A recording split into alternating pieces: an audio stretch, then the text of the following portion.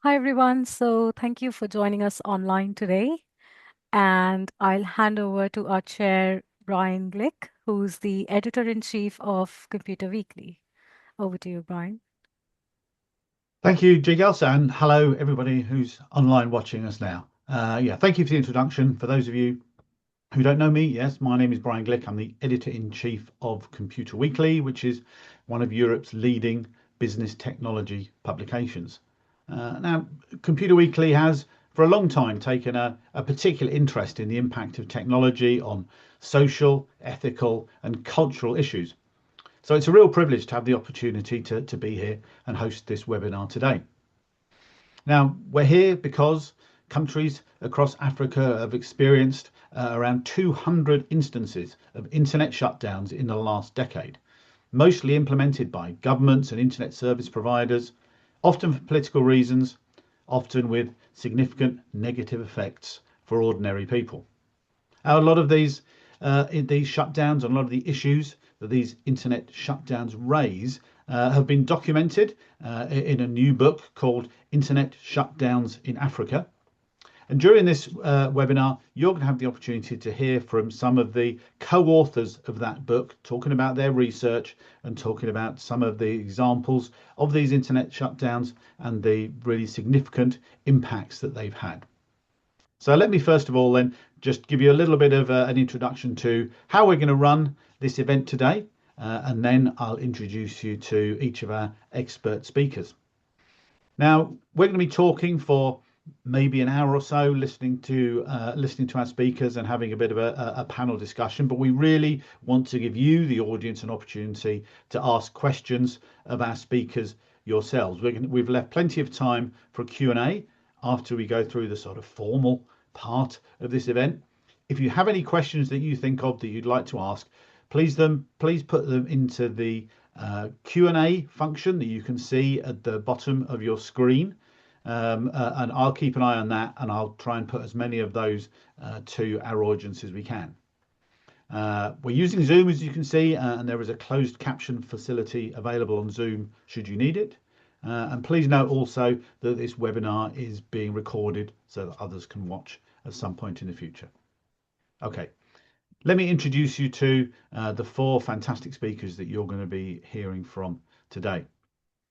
First, in a moment, you'll hear from Tony Roberts. Tony is a research fellow at the Institute of Development Studies, and Tony is co-editor of the book Internet Shutdowns in Africa, Technology, Rights and Power. Tony's work focuses on digital inequalities, digital rights, and how internet access or its removal affects civic participation and development. We'll also hear from Felicia Anthonio. Felicia is the hashtag Keep It On Global Campaign Manager at Access Now, a coalition of over 300 organisations advocating against internet shutdowns. Her work directly challenges authoritarian regimes, empowers activists, and mobilises communities to resist digital authoritarianism. Juliet Nanfuka is a Ugandan digital rights researcher and communications expert, and a co-author within the Internet Shutdowns in Africa book, who contributed the chapter on Uganda's 2021 election shutdown. Last but by no means least, as one has to say at this point, Dr. Johannes Ayalu, Dr. Johannes Ayalu is a postdoctoral fellow at the Three Generations of Digital Human Rights Project at the Faculty of Law in the Hebrew University of Jerusalem. His research interest spans the areas of digital human rights, African human rights law, international human rights law, and third world approaches to international law. Now, what we're going to do is we're going to hear in a moment, first of all, from Tony Roberts, and then from Felicia Anthonio, each of whom is going to give you a quick presentation about their research and about some of what they put in the book that they've co-authored. After we've heard from Tony and Felicia, we're going to open up to our other panelists as well. I've got a few questions that I want to put to them just to follow up on their areas of research and just explore some of these issues in a bit more detail. And after we've had that discussion, that's when we'd love to hear from you about the questions you'd like to ask and to try and delve deeper still into some of these questions. I hope It's going to be a really interesting hour plus of your time. I can't wait to hear what everybody's got to say. So I shall hand over without further ado now to Tony, who's going to give you his introduction to this incredibly important topic. Tony, over to you. Thank you, Brian. So I'm just setting up the slides. Hopefully you can see them now. So thank you, Brian, and good afternoon or good evening, depending on where you are in the world, to everyone online. This book is part of a Z Books Digital Africa series, which is produced by the African Digital Rights Network. The African Digital Rights Network, or ADRN, is a network of 75 digital rights researchers based in 30 different African countries, which is hosted here at the Institute of Development Studies. And for the last 5 years, ADRN has been studying and documenting different elements of digital authoritarianism, by which we mean the state's use of digital technologies to limit democracy, repress freedoms and human rights. And ADRN has produced a series of reports, next slide, on digital surveillance, on digital disinformation, and now this new book on internet shutdowns in Africa. And we also produce studies on the opposite of digital authoritarianism, on digital citizenship, meaning citizens' positive and creative use of digital technologies to resist authoritarianism, exercise rights, and open democratic space online. Now, Felicia will explain in more detail, but simply put, an internet shutdown is when the government turns off the internet and cuts off the free flow of communication. The previous research that we carried out had identified internet shutdowns as a growing tactic of digital authoritarianism. And as Brian said, there have been over 200 internet shutdowns in African countries in just the last 10 years.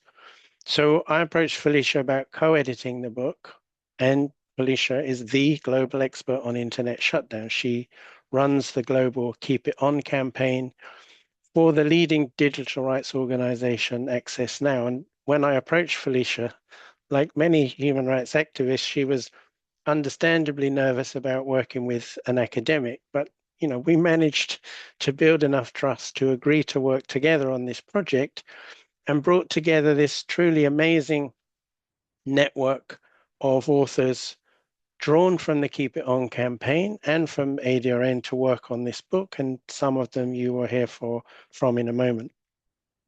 So our research team of 15 met online every month to share their drafts, to discuss early findings, and over the course of a year, we iterated this book to produce what is the first ever book on internet shutdowns anywhere in the world.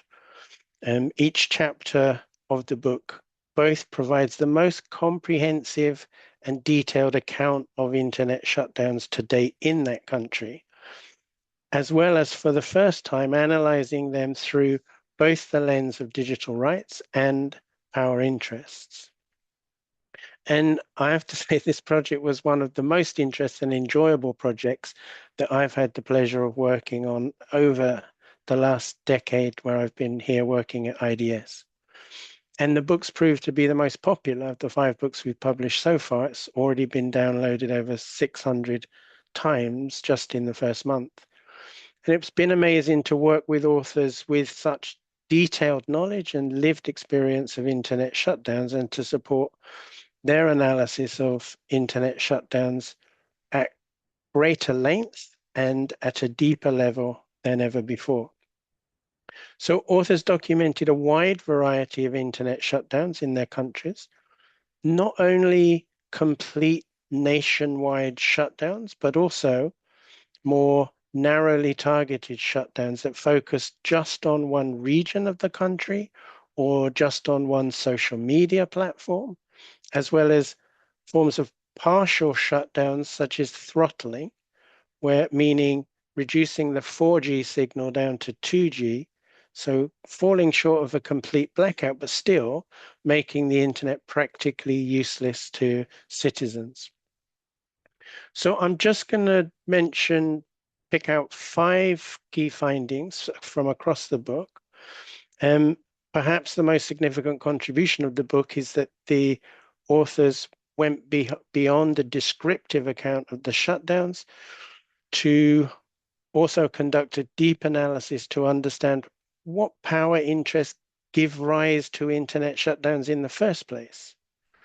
Who do they benefit? And what interests are being served by internet shutdowns?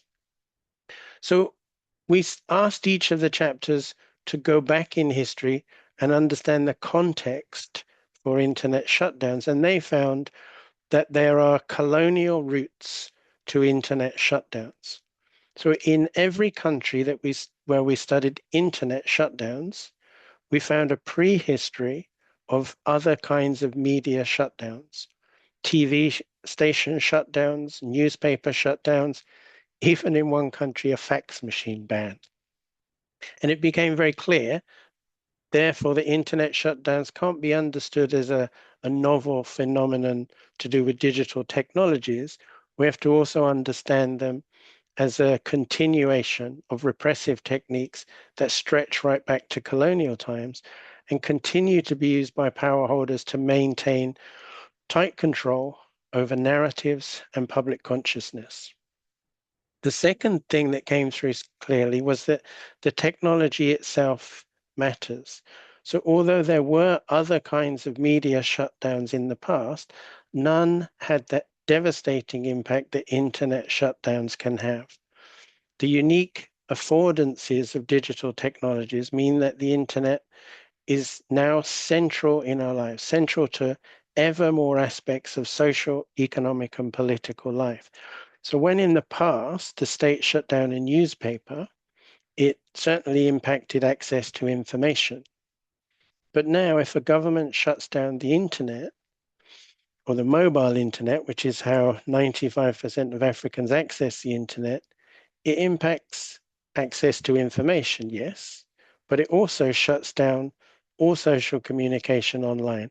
It shuts down mobile money. It shuts down the platform economy. It shuts down social protection payments and countless other facets of social, economic, and political life. And then the third area comes back to this issue of power. So what came through very clearly is that internet shutdowns are power politics. Most internet shutdowns that we studied were timed specifically to coincide with elections or protests. So when incumbent power holders start to fear the power of opposition narratives, internet shutdowns are now an available weapon in the authoritarian toolkit. Governments claim that internet shutdowns are necessary to protect the public interest or the national interest. But in their analysis, the authors in this book show clearly that internet shutdowns actually serve much narrower interest, the interest of one political party, the interest of one ethnic group, or are they being used as a military weapon? The fourth thing is about the profit motive. So internet shutdowns are ordered by the state, but they're implemented by private companies, by mobile and internet service providers. Corporations are obliged morally and in international law to protect human rights. But governments have the power over the licensing of mobile and internet companies. And in that context, companies' desire not to lose those lucrative contracts means that they always prioritize profit over human rights. When companies turn off the internet, citizens lose access to online education, to healthcare, to their bank accounts, to employment, social protection payments. And the fifth area is that citizens in the countries studied have not been passive victims in the face of internet shutdowns. What the book documents with detailed examples is that resistance is fertile. The chapter authors demonstrate how in their countries, citizens and civil society organizations, including those coordinated by Felicia's organization, have resisted in various ways. They've resisted by using circumvention technologies like VPNs to evade shutdowns.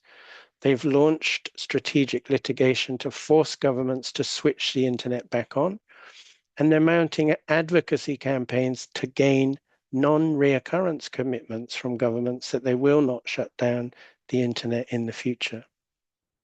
So this book fills a significant gap in our understanding of the evolving tactics of digital authoritarianism. It's been a great pleasure to work with this group of researchers, including Felicia, Juliet, and Johannes. And I'll just end by saying, please watch this space, because there are several more books that we will be publishing in this series next year. Thank you very much, Brian. Tony, thank you. A fantastic introduction to both the book and the depth and importance of this topic of understanding and analysing the impact that internet shutdowns across Africa have on citizens, on groups, and on everyday life for so many people. Let's hear a little bit more about the work on the book now from Felicia Anthonio from the hashtag Keep It On Global Campaign Manager at Access Now. Felicia, over to you. Thank you so much. Just trying to set up my screen. Okay, can you see my screen? All right. Yeah, it's, as Tony said, it's really been a great pleasure working with everyone on this book. And I know Juliet and Johannes would also share their experience, and hopefully it will be the same as us. But it was really a great pleasure. The passion, the commitments in getting this book to where it is today is really, really encouraging. And I think it's the best project I've also worked on. Having to work with over about 15 people, and we're all on the same page, was quite amazing. All right, so Tony has covered some of my slides already, so I would just go through some and maybe spend time providing some examples. And so just to jump into the definition, Tony touched base about what an internet shutdown is, but I just wanted to also mention that this is an intentional disruption. So we focus on intentional disruption to the internet and electronic communications platforms or communication tools. And it's usually imposed by governments, but in recent times, we've seen non-state actors like militias also weaponizing internet shutdowns during conflict and other key national events. And then also another goal is mostly to control the narrative or to exert control over the flow of information during crisis moments. So why do governments shut down the internet? Tony talked a bit about this, but most governments, as we've seen, usually cite very vague and sweeping justifications, including curbing misinformation, ensuring national security and public order, or preventing school exam cheating. And in some cases, we do not get any explanation at all. They just shut down the internet and there's no transparency whatsoever in that regard. But the real reason on the ground we found in this book is the fact that these shutdowns do not happen in isolation. In all the 11 countries that were studied, there were evidence that shutdowns were used to actually either quell protests, suppress dissent and opposition, particularly around elections, restrict civic space in general, maintain power, that is incumbent also benefiting or leveraging internet shutdowns to rig elections or stay in power, also to exert control over the flow of information, as I mentioned. And then in some cases, in Nigeria, which was studied, as well as Uganda, you would see a situation where governments also used these restrictions in retaliation of platform actions against them. And I'm sure Juliet will speak more to that. And then also, these shutdowns also enable them to cover up human rights abuses that happen on the ground. And as we saw in Tanzania last month, and we're still trying to verify the death of atrocities that were perpetrated in the country during elections and during the internet shutdown, it really, really made it difficult for us to be able to verify and also access information about these atrocities. And so shutdowns enable governments and perpetrators to conceal these abuses with impunity. These, what are the dangers we saw across the 11 countries? It was one thing stood out, that internet shutdowns violate fundamental rights, including civic and political rights. They block access to life-saving information, and Johannes will be speaking to Ethiopia and shutdowns during conflicts, and I'm sure he would speak more to that. It hinders journalism. It casts doubt on credibility of election results, disrupts economic activities, and also widen the digital divide. And then, of course, access to healthcare and emergency services is also impacted. What types of shutdowns did we document in this book? Shutdowns range from nationwide or localized. So nationwide could be targeting a whole country, like what we saw in Tanzania, or localized, targeting specific regions, as we saw in Ethiopia's Tigray region in 2020. Also, a shutdown can be complete or partial, and these were also the cases in the case studies that we featured in this book, where either the internet was completely shut down, that is affecting mobile and broadband, or partially disrupted, that is targeting specific platforms like social media platforms or websites. And then there's also the use of throttling, which is quite difficult to determine, and perpetrators are likely to get away with that.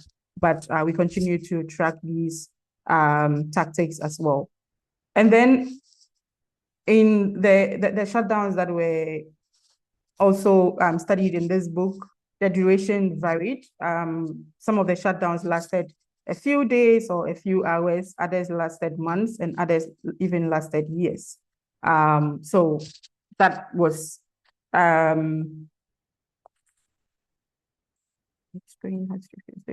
okay. So these are the numbers. Yes, Tony and Brian, you've already mentioned the number of shutdowns we've seen since 2016. So this is just to highlight that. What is important to note is the fact that since 2016, the number of shutdowns in Africa have doubled as of 2024. And then just to bring some new figures that are not in this book, as we speak, we are yet to verify the data and confirm all these, but unconfirmed or unverified data that we've collected from the beginning of the year till date shows that we've already seen at least 24 incidents of shutdowns in 15 African countries, which is very, very concerning. And unsurprisingly, Tanzania has the highest number of shutdowns so far, followed by Sudan and Cameroon that also recently shut down the internet during elections this year. And then other countries like Equatorial Guinea, there's an ongoing shutdown in Equatorial Guinea that started last year that is still going on. So what were some of the key features and findings of this book? Tony mentioned a bit about this. This is the first comprehensive and comparative analysis of shutdowns in Africa, and then also the first book authored by African authors. It covered 11 countries, including Algeria, Burkina Faso, Chad, DRC, Nigeria, Senegal, Sudan, Zambia, and Zimbabwe, and then, of course, Uganda and Ethiopia. It also provides in detail case studies of these shutdowns and providing historical context with regards to the connection or the correlation between shutdowns and offline restrictions as well. And then The book also highlights how shutdowns violate national constitutions as well as international frameworks like the International Covenant on Civil and Political Rights. We did a deep analysis also of the impact of shutdowns on economic, social, and cultural rights, which are also provided for in the International Covenant on Economic, Social, and Cultural Rights. Some of the case studies showed that shutdowns were used during various national events, including elections, protests, conflicts, and school exams, as mentioned. Throughout the cases, we also saw that private companies are complicit in imposing shutdowns, and although shutdowns impact their operations, they still comply with the order to protect their licenses and to ensure safety of their staff. But they also have a duty to ensure that they respect the fundamental rights of people that they are supposed to serve in these countries. And then Tony spoke a bit about this. We did, the book treats the concept of power and how structural power relations shape or are shaped by internet shutdowns, as well as the concept of counterpower to better understand how citizens are resisting internet shutdowns and demanding accountability again for these shutdowns. And then despite the growing use of shutdowns in the region, people remain vigilant by resorting to a wide range of innovative tactics, tools, and circumventing tools to circumvent protests and also push back against these shutdowns in courts. And we've seen examples in Zambia, which was one of the case studies in the book, as well as in Zimbabwe and Sudan, where internet shutdown cases were fought in courts and civil society that win in these cases. Okay, what is going on? All right, okay, so just to wrap up, some recommendations that run through the book. In all the 11 books, you could see the need, or all the authors that recommend that there's a need for an urgent policy reform and adoption of laws that prohibit internet shutdowns. Telecom companies also need to do more to resist shutdown orders and protect human rights as provided in the UN Guiding Principles on Business and Human Rights, and also provide transparent disclosure of these disruptions. Regional and international bodies need to join civil society in calling out government and actors who impose internet shutdowns and demand accountability. The private sector needs to invest in resilient technology and infrastructure, making it difficult for shutdowns to be imposed and even getting people to come back online during these disruptions.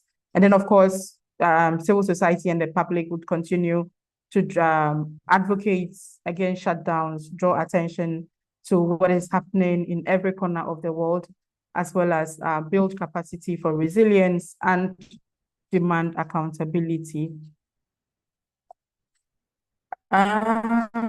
Just in conclusion, internet shutdowns are increasing in scope, scale, and impact in Africa, and so it means that more work for us all. We need to work more to ensure that perpetrators are held accountable.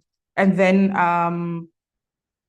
my last slide is just to appreciate the support of all the authors in the book, as well as the digital rights community that continue to support our efforts to document shutdowns happening around the globe under the Keep It On campaign, and to continue to raise awareness about it and engage in research. We appreciate the support of IDS and the ADRN for being able to delve deeper into this issue and try to see what other research areas are needed to better understand this and to also diagnose the cause of internet shutdowns, as Tony would say. So thank you so much, and I'm happy to take questions later on in this session.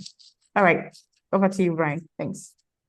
Thank you, Felicia. Thank you for your fantastic insights there, and very interesting reading the recommendations there. I'm sure there's plenty that we can discuss as we carry on through this webinar there. And indeed, as Felicia said just now, if you've got any questions that you would specifically want to put to her about those recommendations or any other area of this research, please put them into Zoom through the Q&A section, and I'll take some time later on to try and put those to all our panelists later on and see what more information we can share and get some more discussion going.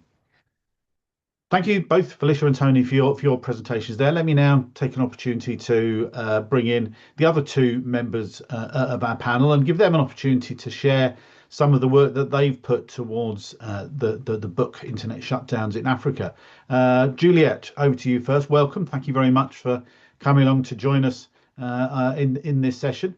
Your area of expertise and your contribution to the book has been around the research that you've done around internet shutdowns in Uganda, and of course there is anybody who's following the political situation in Uganda will know we're coming up to another potential opportunity for a shutdown there in January. Perhaps you could tell us a little bit about your case study in Uganda and what you see coming up in the very near future there. Good evening and good morning to the audience. Congratulations, Felicia and Tony, on getting this publication to where it is. It is a fascinating area of study, the whole internet shutdowns, excuse me, voice is breaking a bit, arena. It's as fascinating as it is frustrating. Especially if you've had to live not through one, not through two, but a couple of them at this point, especially during elections. So quite a bit of what I've spoken about has been mentioned by Tony and Felicia, but to understand where we are going or where we are as Uganda in relation to internet shutdowns, we need to understand where we've come from. And this practice of digital repression is an extension of practices that date as far back as pre-colonial, the pre-colonial area and colonial area in Uganda. Different formats of suppressing information were utilized. This was blocking publications. Some of the earlier publications in Uganda were already been blocked by the powers of the time due to the nature of content they were publishing. And some of that language has maintained in narrative to today, public order, national security, as some of the key arguments that are used to defend internet shutdowns. But nonetheless, in Uganda, we have witnessed actual efforts of fronts to digital access since 2006. This, of course, was in the wake or leading up to the Arab Spring. So there were already rumblings about the power of social media at the time. So we had a shutdown to Twitter at the time in 2006 during pre-election times. Fast forward to the Arab Spring, and we had the emergence of a myriad of laws that also contributed to where we see ourselves today in regards to internet shutdowns. These were laws that enabled or defended the blocking of internet access.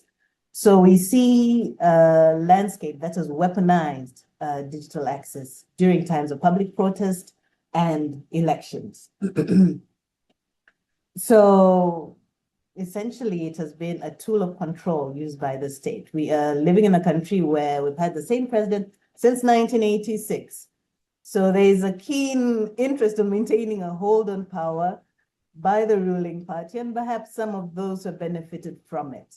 And this tension has played itself out quite blatantly in 2021, where we saw social media accounts related to the ruling party taken down by Facebook and Twitter at the time for what was called inauthentic coordinated behavior. No, coordinated inauthentic behavior, CIB.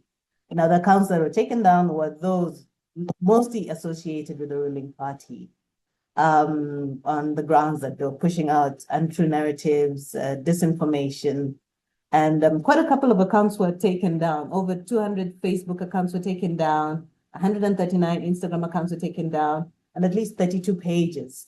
And that sparked a very interesting power dynamic between the state and platforms on who should have the power to control online narratives.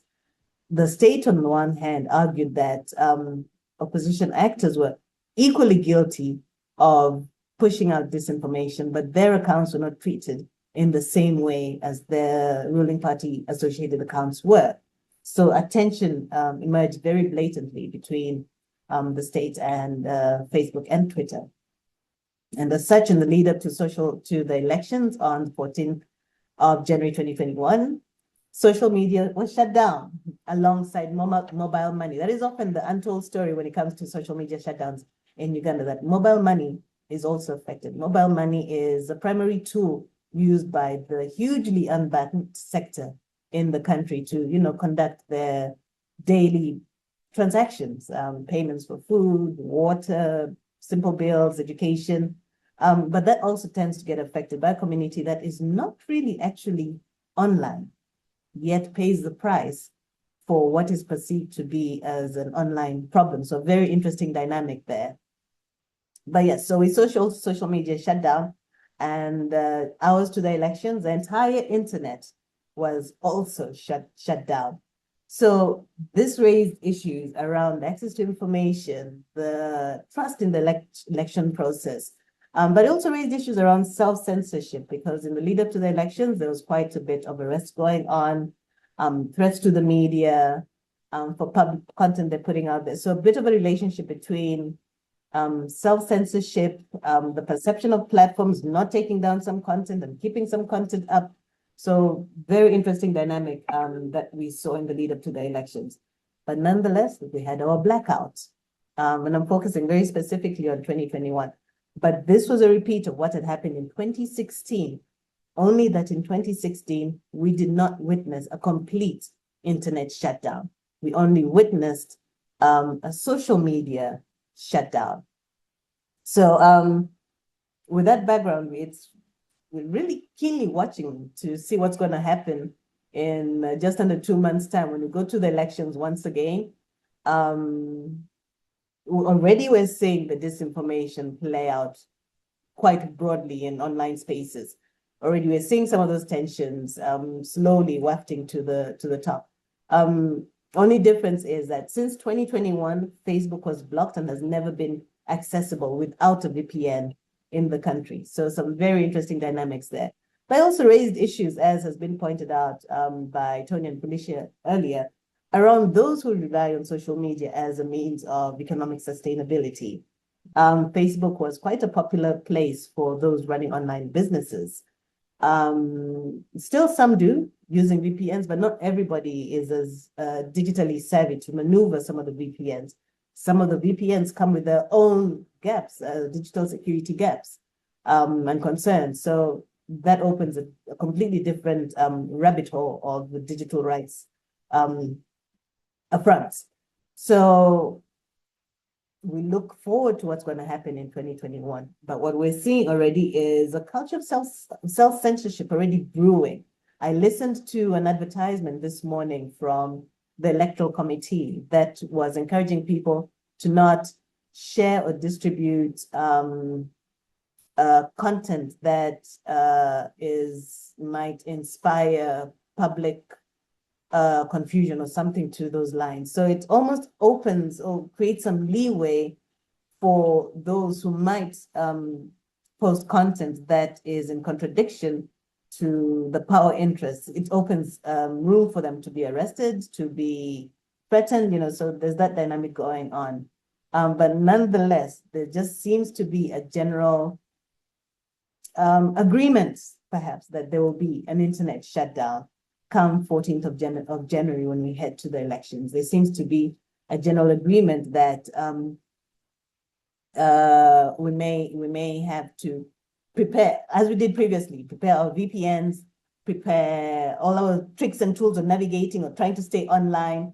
But yeah, we seem to be living through a time where there's a general consensus that we may be going or getting ready for yet another internet shutdown. as we witnessed in 2021. Thank you. Thank you, Juliet. Sounds extraordinary to somebody like me sitting here in the safety of London to hear about how people in Uganda are having to prepare for an election by getting VPNs in place and the expectation of the internet being shut down.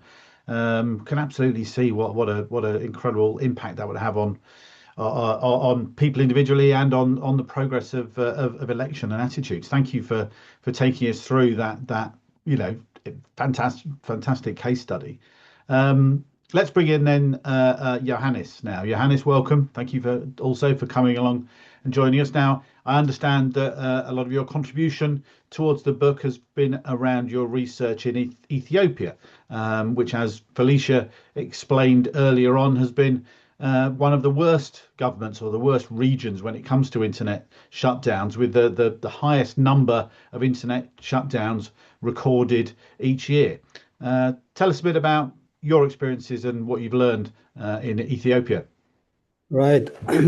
Thank you so much, Brian, for that question. So before that, I think I would like to thank Tony and Felicia for this terrific work, and also especially for Tony for spearheading this huge project on digital rights in Africa. I think this is monumental work, and in the past couple of years, he also authored and produced incredible, contribution which are essential for not only for civil society but also for academics to use as a first-hand reference material. So for that, congratulations, Tony. That said, you are right. The Ethiopian internet shutdown saga is a little bit one of the worst, I would say, in the world. And in the past, Ethiopia, even recently, we can say Ethiopia is synonymous with internet shutdown. Whenever there is public calamity or public whatever issues like armed conflict or civil war happened, internet shutdown is like a go-to tactic for the government to implement. And in this particular project, Leah Mahari and I investigated as the Ethiopian internet shutdown saga is interesting. We narrowed down into armed conflict because there are also incidents in around election, around the school, you name it. So the Ethiopian case study is very interesting, especially that uncovers armed conflict situations since 2018. Before that, I think I should also mention some context about the work we have done. So when we undertook this project, we have seen historical parallel between like analog media control and digital control through authoritarianism. So the government, for example, way before the internet was introduced, used this kind of censorship tactics. And around the historic 2005 election, for example, the government has implemented SMS and messaging shutdown. And then 10 years later, when the new government was took office in 2018, again, there were also demands, and afterwards there was a little bit of relative freedom. Then that brings back to our case studies that we focused around 3 case studies. So these are, the first one is the Welaga insurgency in Oromia region, and the second one is the infamous Tigray war, and the last one is the Amhara conflict still ongoing. So around these issues, like when we want to to make contribution for this project, we were like limited ourselves to what extent these conflict situations, in a way restrict individuals or communities access to the internet and also their human rights. So based on this question, we applied kind of a human rights-based approach and also a power dynamics approach. So applying this by triangulating these 2 approaches, we found at least 3 key findings. The first one is like this internet shutdown across 3 case studies impacts human rights. this human rights is not only access to the internet or freedom of expression or opinion, but like wide range of human rights, as Felicia aptly highlighted in her presentation, like socioeconomic rights, solidarity rights. So we unpack how rights were, muzzled or, affected in one way or another. And along this line, there is this perennial question of like, this access to the internet is not absolute right. So the government have, the right to shut down the internet.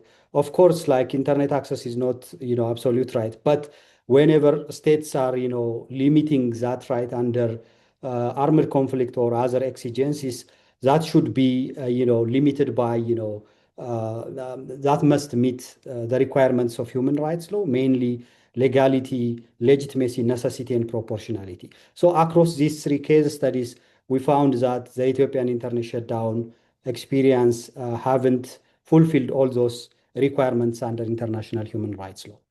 And the second key finding is we said these internet shutdowns across three case studies concealed atrocities and made the works of human rights monitoring organizations very difficult at all. And some of these international organizations, for example, in the war in Tigray, did a remote, kind of monitoring as the government shuts down the internet, and it's difficult to access the places of armed conflict. The same applies in the ongoing Amhara conflict as we speak. And the other, in this connection, during our research, we interviewed human rights experts who are monitoring atrocities in various parts of the country, including in Tigray, Oromia, and Amara. They informed us, this internet shutdown made their work super difficult, and they couldn't even record human rights violation at scale and at length. And the final finding of this chapter is like internet shutdown benefits those in power, especially the government, the Prosperity Party, and the ruling elite have upper hand. Of course, this has been the same when the EPRDF, the previous ruling government, was in power. So these ruling elites and the ruling party and government officials, including the army, have upper hand in the operations or in the information ecosystem, so that they can apply these tactics and take advantage of their adversaries. Along these lines, we also suggested recommendations that more or less the same that Felicia rightly highlighted. So yeah, these are some of the findings, and happy to answer any questions. Thank you.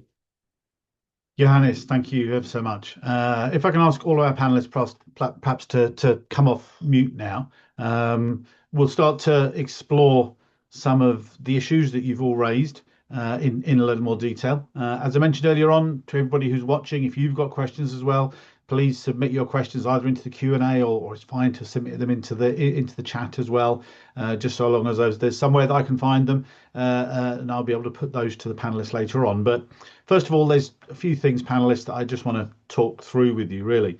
We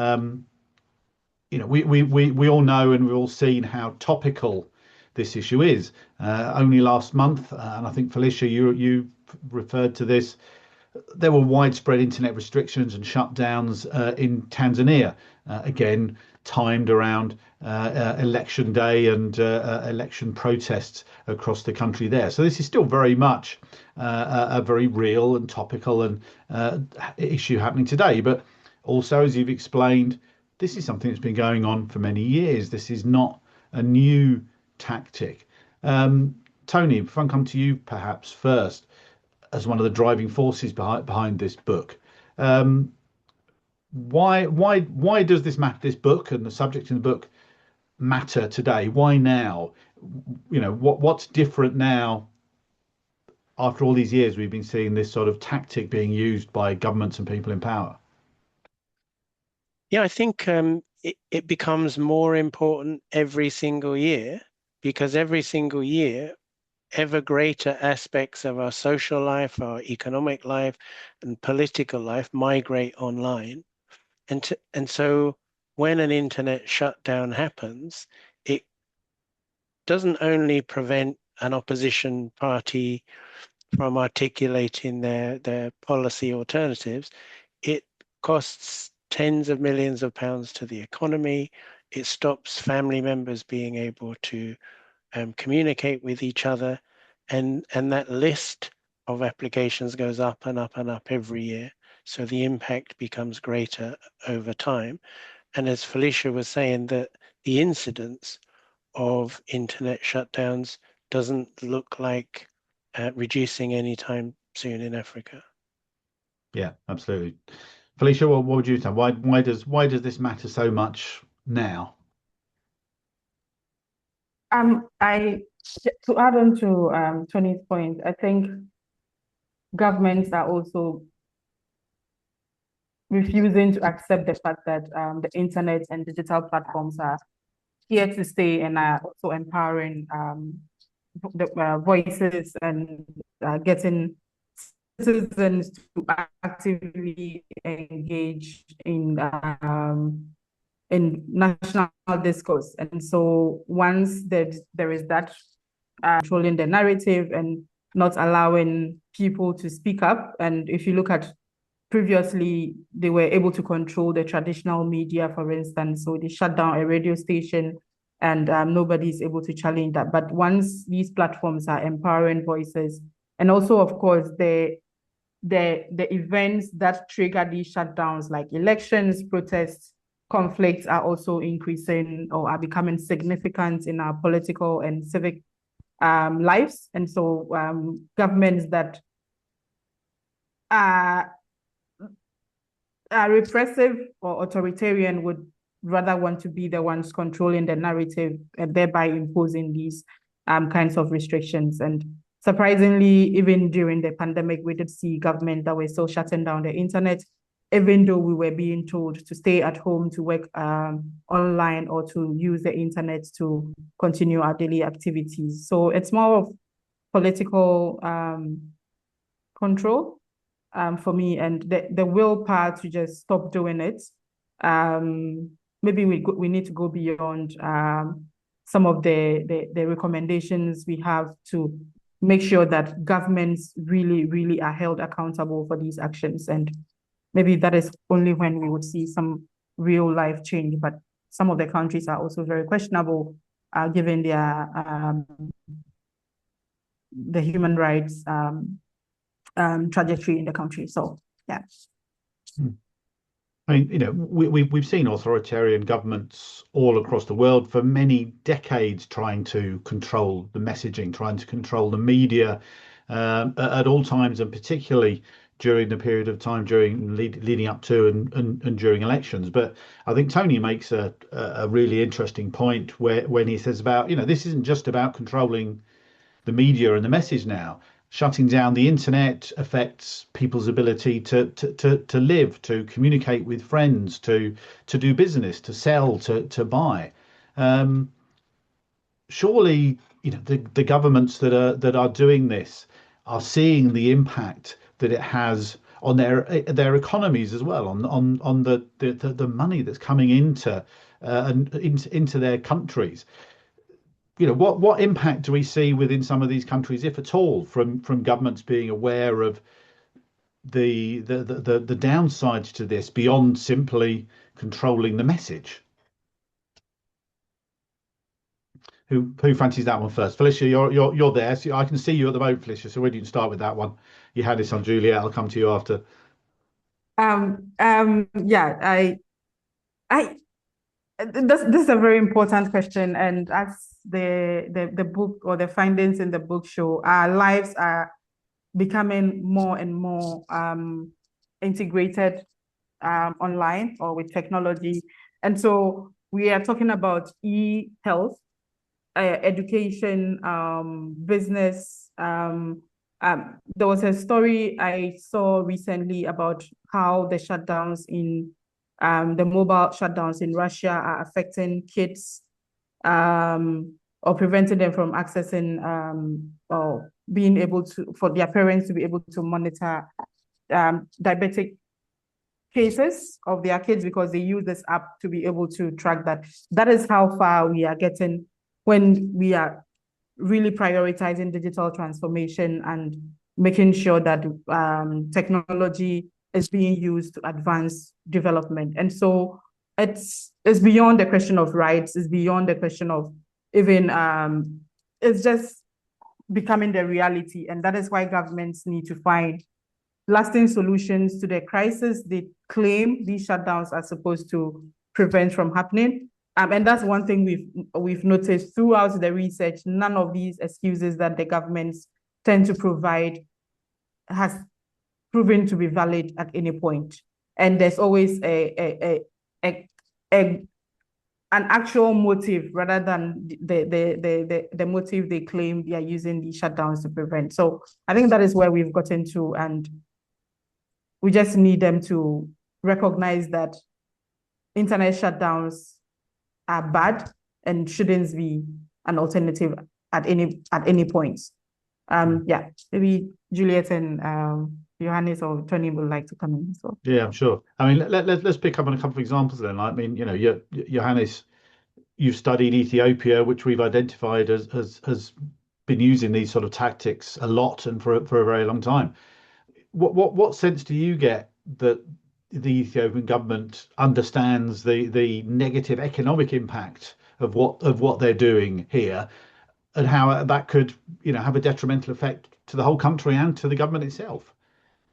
That's a difficult question to answer, but I'll try. So, in the Ethiopian context, quite often one of the reasons, one of the things that civil societies usually advocate is the economic impact of shutdowns. And one time there is this a BBC probe into the Ethiopian shutdown saga and found that Ethiopia loses $4.5 million every year. That's a long stat, like 7 or 8 years ago.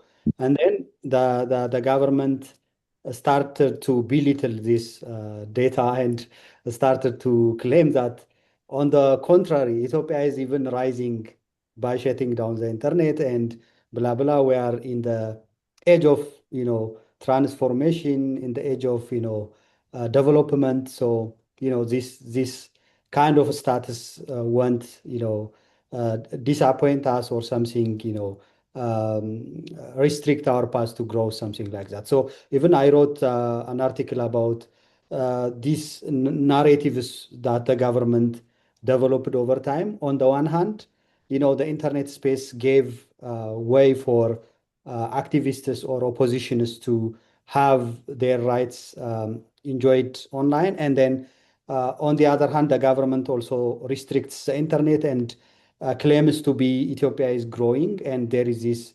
Ethiopia is one of the fastest African economy. So that's like a shield, and there is this competing narratives.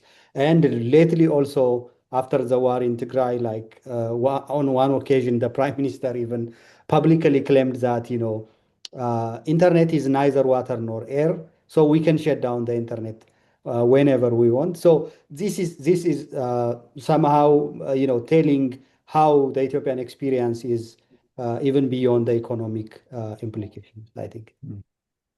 And Julia, I think it was an example here that you mentioned when you were chatting earlier on in Uganda around social media and the impact that social media shutdowns have had in Uganda, where a lot of people have built businesses around Facebook, for example, the impact it has on the economy in that from that perspective. And also, I guess, just this seeming conflict in action between the government both using social media as a means for sending out misinformation and disinformation, but also shutting it down to prevent misinformation and disinformation. And social media obviously has been an emerging factor over the last decade in this whole topic. What can we learn from what you've seen of how social media perhaps has an impact here, negative on the economy of a country when it's shut down? Caught in quite a conundrum. Now, a few years ago, and we don't appreciate the true or full impact of internet shutdowns or social media shutdowns on the economy.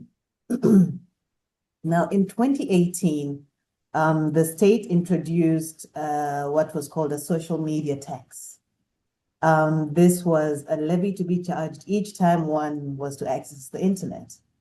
Upon its introduction on July 1st, 2018, we saw 5 million people literally fall off the internet. And that's because for many, social media is a gateway into the internet. For many, the internet is social media. It's not Google, it's not going to look at the latest news on CNBC or whatever. It's going on to social media. So yes, we witnessed some 5 million people drop off, and that of course had an economic impact. Eventually, the tax was removed and levy applied to general digital access. But nonetheless, at that point, a lesson was learned, or at least we'd like to think a lesson was learned. But fast forward to elections, and here we are again with social media being shut down. Despite all of the data that shows the economic impact that shutting.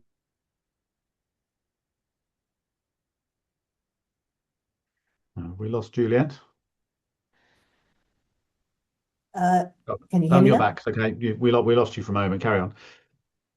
Okay, so we're talking about those who access formal banking and those who are also unbanked, who equally is shut down. Never mind all other areas. Is often underlooked is persons with disabilities who rely on their tools to access and to make things happen, request for assistance. They also lose out, and the economy is quite do have access, which is not that big nonetheless.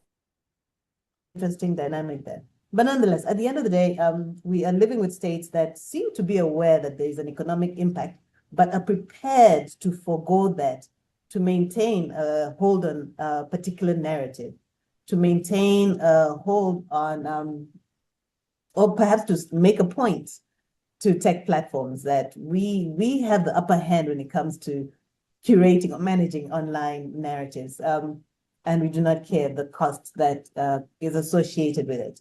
But nonetheless, as well, the economic fully and truly appreciated, not pursue an internet shutdown.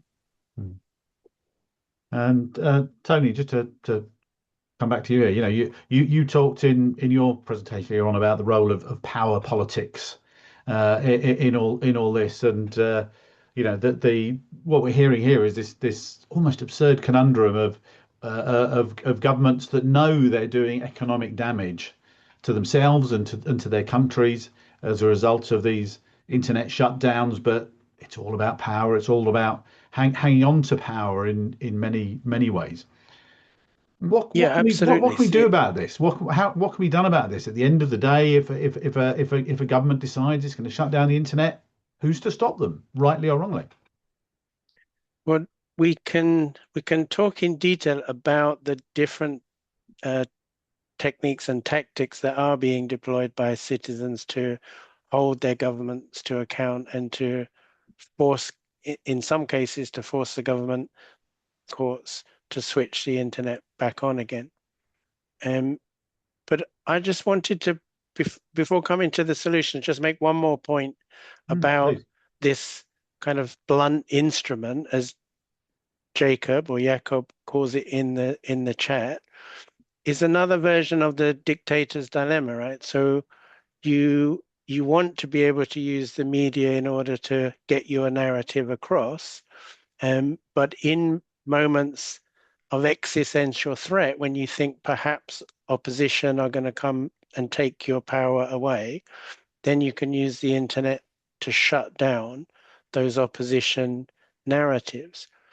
And I think what's happening, and Felicia will know better than I do, what's happening is that in that moment of calculation, power holders don't really want to switch the whole of the internet off and shut down the entire online economy.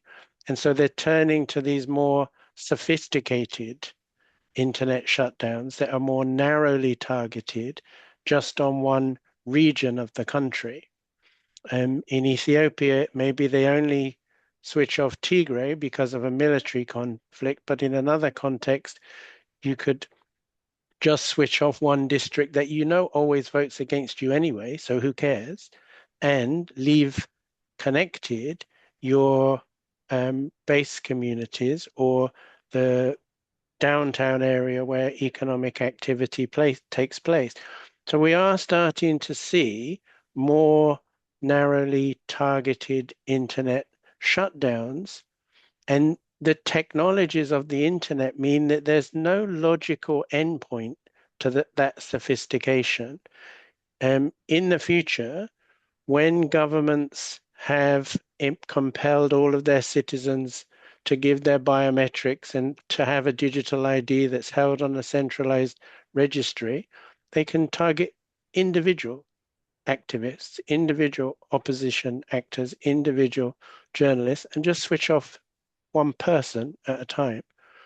So I think there's a lot to be concerned about moving forward because of the nature of the technology and the fact that, as you more than any of us, Brian, know that because this is all digital, because it's all based on microprocessors, you can get it to do anything that you can tell it to do in terms of an algorithm. And so we will see more and more sophisticated targeting of shutdowns to only opposition areas, to peripheral areas that don't affect the economy, and at particular journalists and opposition actors. I don't know what other panelists think.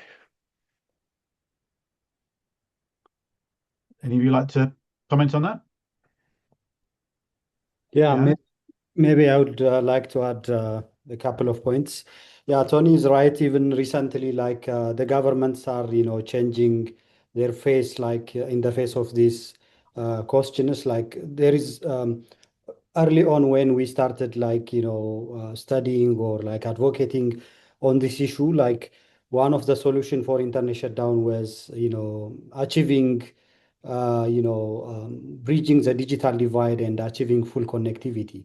But that doesn't even help us, pass those challenges that the governments are posing in countries where there is, a great connection, a good connectivity of internet. There is still this problem persists. Very recently, for example, in Ethiopia, when opposition leaders from the overseas wanted to hold a meeting, a Zoom meeting, live streamed on YouTube, and then the government, like for unknown reason, informed Google to kind of suspend the planned meeting. So these governments have, long arms, and they even, order internet intermediaries and intermediaries like Google to suspend or shut down planned meetings. So with that, I think the issue of internet shutdown is not simply addressed when countries achieve 100% internet connectivity, but there are other socio political factors, and also like those in power always change their color and come up with new tactics and techniques. Thank you. Thank you. Let's take some of the questions that you and the audience have been submitting and see what the panelists think about some of those. And there's one question here which I think plays back into this idea of the power politics in a way. And the question is saying, can you talk more about how implementing an internet shutdown impacts public opinion in a country? It seems like in a few recent instances, this has been a particularly unpopular move and resulted in regime change, perhaps, or certainly social change within a country. To what extent do you think that negative public opinion about internet shutdowns might change the perceived risk for governments of implementing shutdowns in the future? Felicia, perhaps, what's your thoughts on that? I think we are at the point where we all agree that internet shutdowns are bad. They negatively impact. And we've had governments that are very upset when we call them out for shutting down the internet. And you can clearly see the reputational damage that this has on their democratic or human rights um, trajectory. Or yeah, so I think the more we call them out, we're seeing accountability in the sense where a government shuts down the internet, and sometimes it's clear that they do not know what they are doing. They've just heard other governments have used this tactic before, and they also just deploy it without thinking through. And then once they get the backlash from civil society and other stakeholders, they go back to the drawing board and they restore access. And this year we saw an example in South Sudan where the government had ordered telecom service providers to shut down social media for 90 days. And this was in response to dissemination of content online.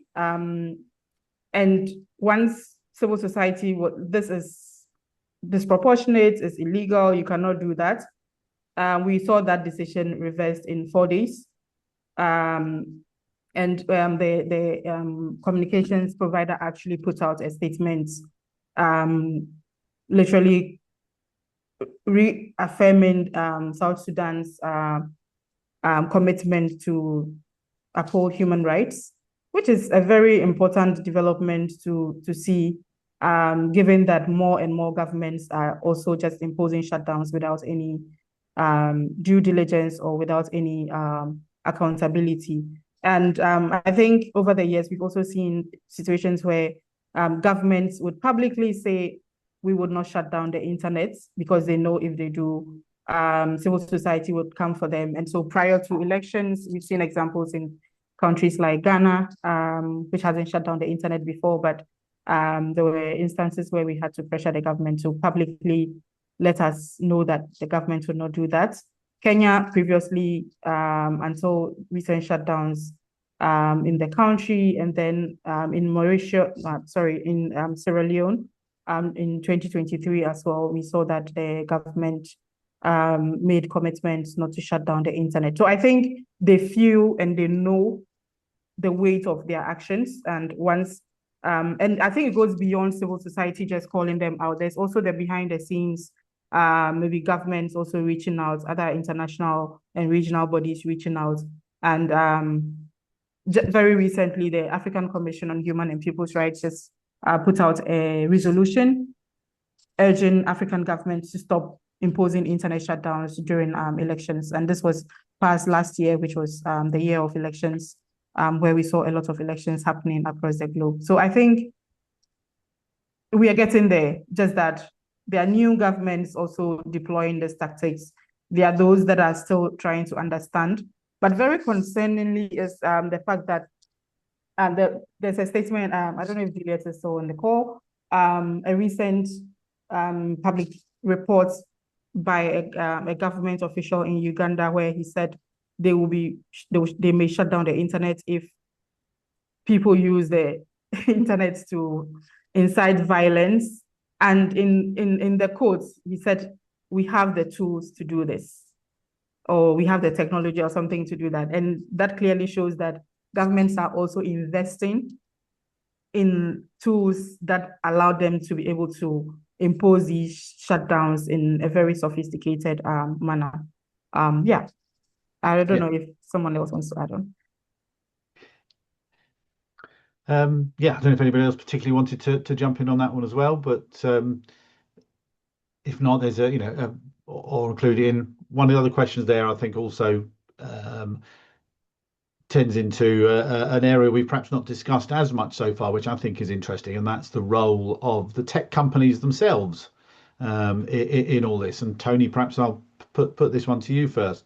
The specific question, you may have seen that the question was asking was saying telecom operators often comply with shutdowns to protect their licenses. Are there any sort of global regulatory or economic models that can incentivize operators to resist these sort of directives, and more broadly, the responsibility of tech companies themselves to push back on some of this sort of negative activity, especially but not exclusively where it's illegal. Yeah, thank you for that question. I think it's clear that the reason that private internet service providers or mobile phone companies don't fulfill their moral and legal obligations to protect human rights and prevent internet shutdowns is because the government is who gives out the licenses to mobile operators and internet companies. And so they're afraid, and sometimes they've been told very clearly, that if they don't implement the internet shutdown, that license will be withdrawn. And so they have to make a calculation, and they calculate that it's in their interest to prioritize their profits and their contracts over people's human rights. And one can understand that it's a difficult decision for them to make. However, it seems that it would be relatively simple for them to act collectively and say collectively, this is not a thing that we will be doing in the future. We're not allowed to do it because there's international regulations that say we must not do it. The African Union has said this, the international human rights law says this, and there's a relatively small number of international mobile phone companies and telcos, so they could just get in a room and say, look, let's stick together and not do this in the future. What this touches on to another question that was asked in many respects, where the questioner was asking us about. Let me just find it now. What can we do to realistically hold governments accountable for these sort of shutdowns? If we're struggling to hold technology companies accountable, and we're hoping that they will, and people are trying to put more global pressure onto technology companies here. But what can we do to make the governments themselves more accountable here, where it is about power, where they do control the licenses, where they can do very, very targeted, sometimes attacks on individuals or individual groups or individual regions. What realistically can we do to hold a government to account for this? Tony, while I'm looking at you, you go first on this, Tony, then I'll come to you, Felicia, afterwards. Okay, I'll quickly defer to Felicia's greater expertise in this, but there are successes. There are very clear success stories where civil society and citizens have taken their own government to the Constitutional Court, and governments have ruled that it is unnecessary and disproportionate to shut off the entire internet, and have insisted that the government switch it back on, and that has happened. So we do have those positive examples, but I defer to Felicia. Felicia, over to you. Yeah.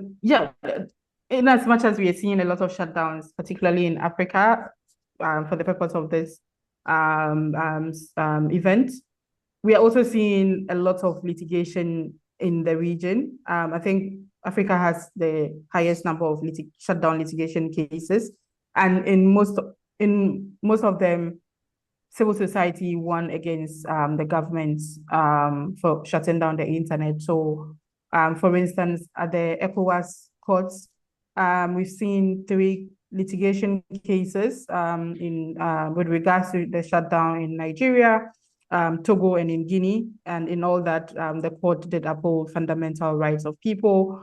And even in the case of Nigeria, the courts did rule that the Nigerian government should not repeat such actions again.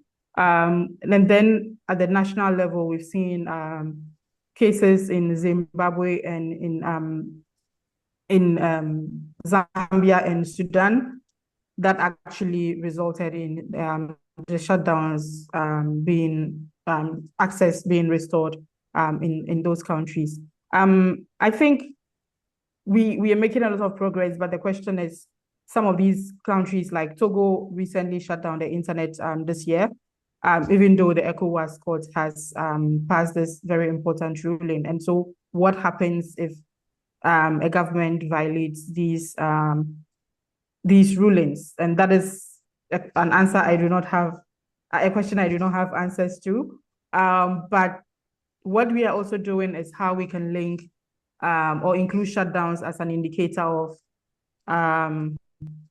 human rights, respecting or a government or an indicator of good governance in most indicators or human rights indicates like organizations that focus on monitoring human rights. And how can, for instance, development corporations include internet shutdowns as an indicator so that if a government shuts down the internet, it reduces the amount of support you receive per, and I think they need to feel the impact of whatever solution we are providing to make them stop imposing shutdowns. And clearly it's obvious that they do not care about human rights. And so for us, it's still important to hold them accountable, and that is why we still go to court. But at the same time, we need to get them to take concrete actions to stop imposing shutdowns, and we need to use tactics that would actually make them feel the impact. And so if a development corporation says, okay, you shut down the internet and we're supposed to give you X amount of money, but because of that, your human rights in the index has reduced, and so we're giving you this much, I think that would send some strong warnings to governments that think they can just get away with disrupting internet access. And then, yeah, I think it's a conversation we still are having and trying to see what would really work. I just wanted to quickly add on to the role of companies. I think it's quite disappointing that we haven't seen any company challenge a government by saying we would not impose a shutdown. In all the cases, they always comply with these shutdown orders. And so we do not know what that pushback would look like. And the last time I was in a call with some telecom companies, and I was telling them that if you have 10 companies operating in a country, you get a shutdown order, and you all say no, I don't think any normal government would kick all of you out of the country because you pushed back. And you can also ask the right questions. Where is the court order? Why, how long are we shutting down the internet? Why are we doing it? Yeah, you need to ask questions, but we just unfortunately see them use the argument of protecting their licenses and the safety of their staff, which is also very important. But I think there's more they can do to push back, and so we can have evidence of what governments would do. And I'm not sure, unless of course there's just one telecom company in the country where it's owned by the government and not much can be done. But I think where we have options, we could push back. Yes. Yeah, that's true. Yeah. All right. I think we've probably got time for one more of the audience questions that have come in, and I'll pick up on a point that somebody's made in the Q&A, which I think is quite interesting. Observing that we're seeing a rise of authoritarian governments around the world, outside of Africa as well, and many of those governments are looking to use the internet or to control the internet more, and to use the internet as a means of sending out information or disinformation, and we're seeing quite in a lot of those countries, we're seeing a real pushback, especially among younger generations. What hope do you think is there for the future that a broader global awareness of the impact of authoritarianism on abuse of the internet in countries, especially among a younger generation, might bring to the benefit of the situation for people in Africa? Felicia, do you want to jump in on that one first? Yeah, that's Yeah, that's quite a good question, and I think hope is what has made it possible in some of these places, and um, I'm sure when students were out on the streets to protest in Bangladesh last year, they did not know what that would become, but it resulted in significant changes in the country. People in Tanzania did defy the government to go out on the streets to protest on the day of elections. Unfortunately, we've seen a lot of brutalities against people that has resulted in loss of lives. But I think more attention needs to be drawn to such cases where we demand accountability. The African Union, for instance, has a role to play to ensure that its member states are held accountable. And I was quite disappointed when the results were announced after the elections in Tanzania, when some governments congratulated the president for winning an election 98%. Like it's unbelievable. But we did see governments congratulating them, the president of Tanzania, which was very, very disappointing for me. But I think hope is what would keep these movements alive. And one day, maybe it will turn into actual results. And I think there needs to be, this is not just a fight for the people, the international community also needs to support these calls for accountability and ensure that people are held responsible for violating people's rights and also causing atrocities to their own citizens. Yeah, that is what I would say. Okay, thank you. And Johannes, in your work on 3 generations of digital human rights, do you see hope in changing attitudes among younger generations here? Of course, there is a hope. I mean, if we take our digital rights seriously, in a way, like if we insist governments to respect, protect, and fulfill these rights, I think there is always a hope. And recently, also, I surveyed internet shutdown across the globe and how that's meets international law, drawing from over 44 countries. And then I see there is a similar pattern, be it in Latin America, in Venezuela, or in India, or in Africa, and many African countries. So with that, I think in Africa, especially as this book focuses, there is also a good news, like at least earlier Felicia was mentioning about that partly. So we have institutions and norms in Africa, like the African region is the only region that has normative rules on internet shutdown through various resolutions, declarations, and press statements by the African Human Rights Monitoring Body, and also the African courts like the sub-regional courts like the ECOWAS court made interesting and landmark decisions on internet shutdown. Very recently, even after this book was written, there is a case against Senegal, and in that case, like in the past, the ECOWAS court has this tendency of giving declaratory judgment, like, shutting down, this shutdown is illegal.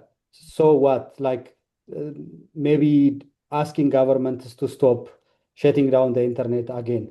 But now in the Senegalese case, like it went further, like asking the Senegalese government to pay monetary compensation for the victim. So it said internet shutdown affects the right to work, and then the Senegalese government must pay over 100,000 francs for the victims. So this is a huge development. So we should continue, claiming and taking our rights seriously, both offline and online. Thank you, Yanis. We are coming towards the end of our time, so let me give the final word on all this to Tony, on, perhaps to try and hone in on the positive side of things. Tony, what's your hope here? What's your hope for the future from a younger generation, from a change in attitudes more widely? What would you hope we will see in the near future to try and address some of these issues? Well, I agree with Felicia and Johannes that there is a lot of that we can be hopeful about. We tend to focus on the problems for obvious and good reasons, but there are 10 countries in Africa that have never had an internet shutdown, and there are probably 30 countries in Africa that haven't had one in the last 2 years. We also see cases like DRC, who used to have one every year and now haven't had them for many years. So we can see the positive impact of the work of the organizations featured in these chapters, and the very important role that Felicia's organization plays at a global level, coordinating resistance and influence, supporting strategic litigation. And we are starting to see, as they've both just said, courts ruling in favor of citizens and forcing governments to switch the internet back on. We're starting to see international bodies pass policies against internet shutdowns, and so we have reasons to be hopeful, and in no small measure due to the activists who've written the chapters in this book, and to the great work that Access Now and the Keep It On campaign do. Thank you. Thank you, Tony, and thank you to all of you who've been watching for the questions that you put in. Many apologies to those of you who've put in questions or observations that we just haven't had time to get around to. It's time to start wrapping up now, I'm afraid. If you've joined us late, or you want anybody else to benefit from listening to the discussions that we've had here on this really important topic, or even if you want to have a look back through it again yourself, the recording of this session will be available on the IDS website. If you've been an attendee, you'll be emailed a link to it as well. Please do feel free to share that link with any of your colleagues who couldn't come along and join us. I've found it a fascinating discussion, such an important discussion. There are so many lessons that people outside of Africa can learn from the experiences that our panelists have discussed here. But a great way to finish, I hope, with Tony there saying, yes, there is hope. Things are changing. Hopefully, things are improving. Hopefully, a new generation coming through will be central to pushing back against these power politics and the issues caused by internet shutdowns across Africa. I want to give a huge thank you to all of our speakers. I think sadly we seem to have lost Juliet during the course of the she's back. Juliet's come back. Juliet, welcome back. Sorry, we lost you for a while there, Juliet. I was starting to worry you were one of these individuals being targeted by a very targeted internet shutdown, like Tony was talking about earlier on. But hopefully it was just what we all experienced, and your broadband was being a bit dodgy for a while. But thank you for coming back. A very big thank you to all of our panelists, to Johannes Ayelewu, to Juliet Nanfuka, of course, to Felicia Anthonio, and to Tony Roberts at the Institute of Development Studies. Thanks to all of you for spending the time to discuss this issue here today. Thank you to all of you who've been watching. We really hope you've been able to take away something useful from it all today.